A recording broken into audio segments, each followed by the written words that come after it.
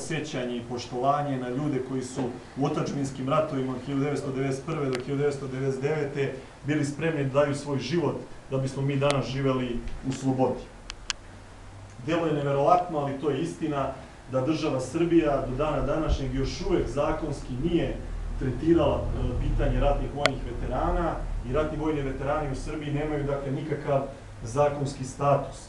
Njima uopšte nije priznato da su bili učesnici ratova od 1991. do 1999. a kamoli, što bi trebalo da bude najnormalnije, da im država omogući određene privilegije po pitanju socijalne pomoći, zdravstvene, medicinske nege ili naravno nekih drugih privilegija koje bi država trebala da onima koji su zapravo ovu državu i odbranili. Srpski pokret Dveri godinama unazad apsolutno stoji na ovom stanovištu da moramo da donesemo jedan zakon koji bi na nov način tretirao problem i ratnih vojnih veterana, i ratnih vojnih invalida, i porodica poginulih, i prosto morali bismo zakonskim da pokažemo i dokažemo da ljudi koji su se borili za ovu državu treba da budu ispoštovani od ove države. Pre svega treba i formirati jednu spomenicu učesnika otadžbinskih ratova, a nakon toga vidjeti na koji način, računajući i određeni, da kažem, besplatan ulaz na sportske sadržaje, na kulturne sadržaje, na jednostavno sve ono što je danas društveni život, čime bi država poslala poruku i budućim generacijama da ljudi koji su bili spremni žrtvuju svoj život za ovu otadžbinu imaju poštovanje ove države. Danas smo upravo razgovarali o tome da bi trebalo zajedno da podnesemo jedan zakonski predlog u Narodnoj skupštini Republike Srbije u cilju rešavanja pitanja ratnih vojnih veterana.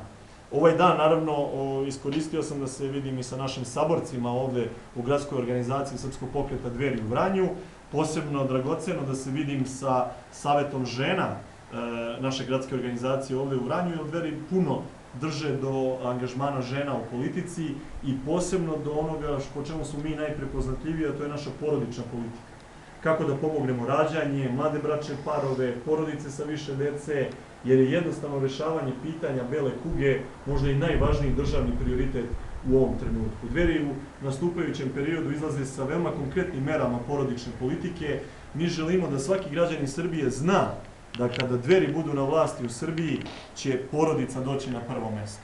Znači, ako dobijete prvo dete, sleduje vam tolika novčana pomoć, sleduje vam toliko oslobođenje od poreza ili smanjenje poreskih davanja, sleduje vam takva finansijska injekcija za majku, sleduje vam jedna kompletna zaštita trudnice, porodilje, majke sa više dece, da jednostavno znamo da bez rađanja mi ne možemo da pobedimo belu kugu. Siguran sam da je Savet žena Srpskog pokreta Dveri jedna velika naša politička snaga za budućnost naše političke organizacije. U svakom slučaju, ovo je bila jedna velika i dragocena prilika da iznova ukažem na značaj grada Vranja i čitavog juga Srbije, koji su poprilično zanemareni na strane aktualne vlasti.